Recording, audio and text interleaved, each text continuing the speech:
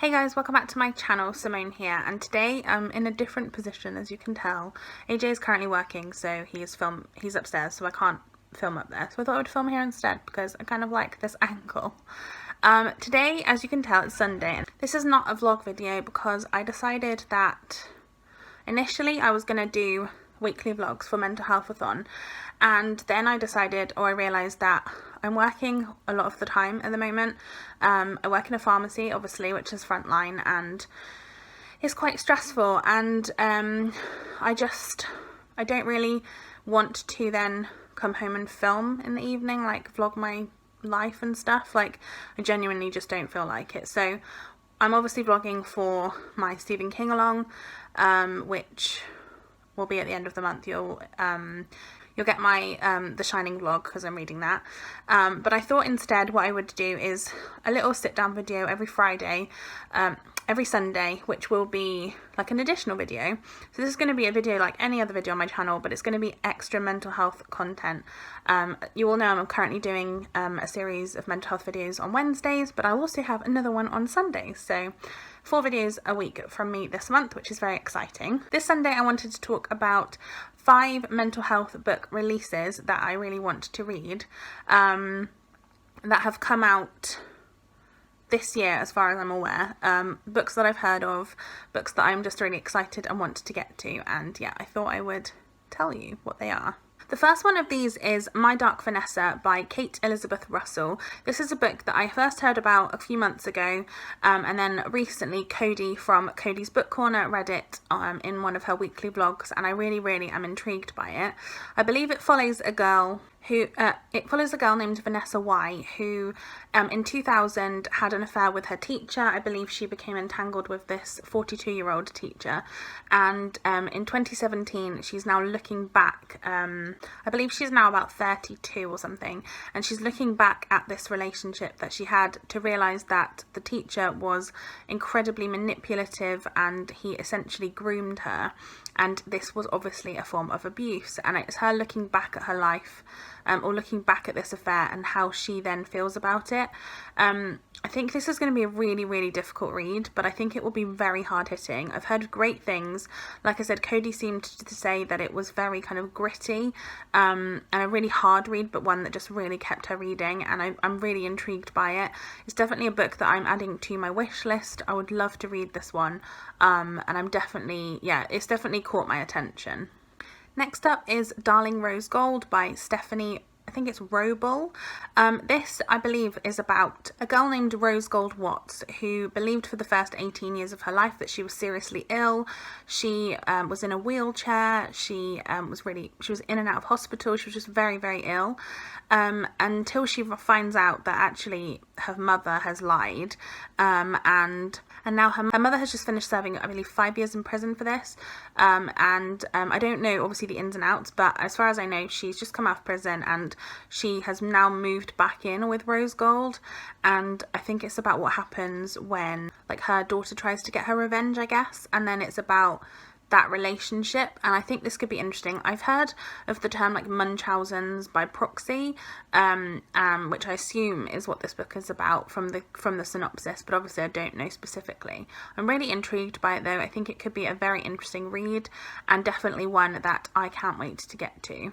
The third one is If These Wings Could Fly by Kyrie Macaulay, which is a book that I wouldn't necessarily normally read because I believe it's magical realism.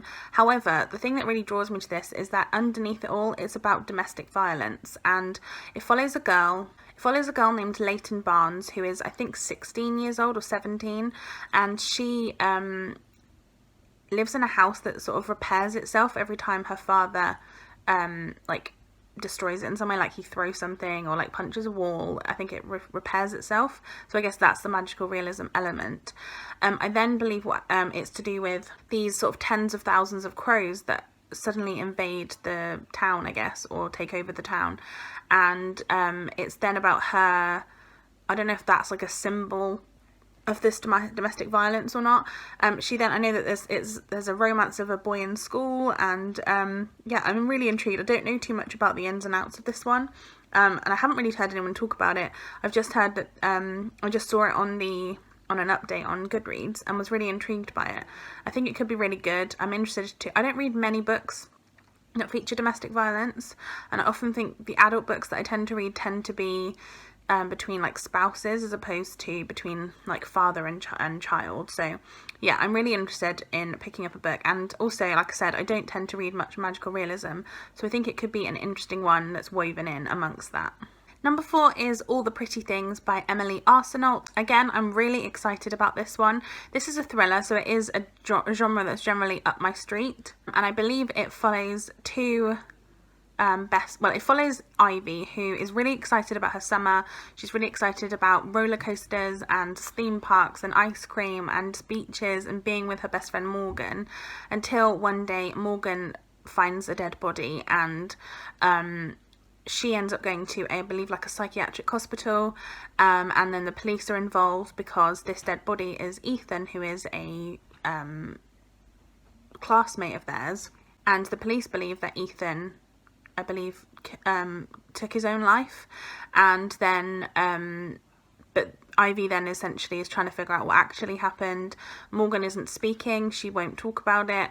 She's like at this hospital, like I said, and yeah, I don't know anything else about it, but it sounds really interesting. I hope that it does like the mental health rep really like well. I think sometimes YA contemporary or YA thrillers can definitely miss the mark, but hopefully this is not one of those. And yeah, I'm definitely intrigued, and I can't wait to pick up another thriller that has some great mental health rep in it, hopefully.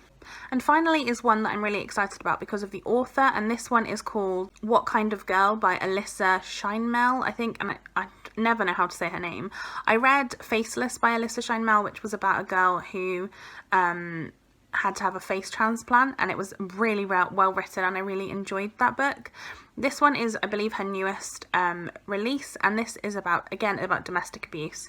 This follows what happens when a girl goes into the principal's office and basically says that her boyfriend had hit her, and then basically the school takes sides. So there, half of the people think, why has she gone to the principal, not the police, and why has she waited? Like, what kind of girl waits so long after this happens to say anything? She's got a bruise on her eye, apparently. And then there are the half who actually believe her, and I think it's that.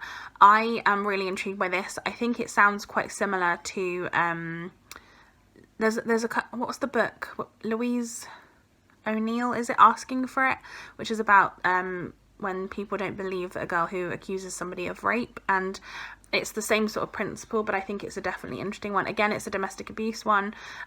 This sounds really interesting, and like, again, Alyssa Scheinmel did really well with Faceless, in my opinion. From when I read it, I really loved it, so hopefully this is also one that she does great justice to. I'm sure she has.